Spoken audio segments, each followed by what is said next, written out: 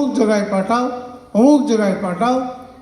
পাঠালে দেখা যায় হয়তো বাস পাঠালাম, টাকা তো দূরের কথা, সেখান থেকে লোক নেই, বাস ফেরত আসছে। একের পর এক কিছু কিছু নেতার বাস ফেরত আসছে।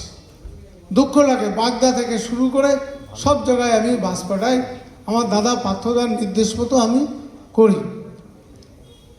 কিন্তু টাকা যদি চেতে যাই তখন টাকার কথাটা আর কিছু বলে না। তা আমি কি একটা খনি? আমি তো ট্রেড ইউনিয়ন করি, টাকাটা কোথায় পাবো তাদের কি একবার ভাবতে হবে না?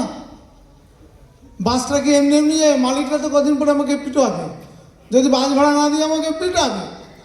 বাস চেয়ে না, বিকাশ থেকে শুরু করে কার নাম বলবো, বাস সব ফেরত আসে, কিন্তু তার টাকাটা তো দিতে হয়।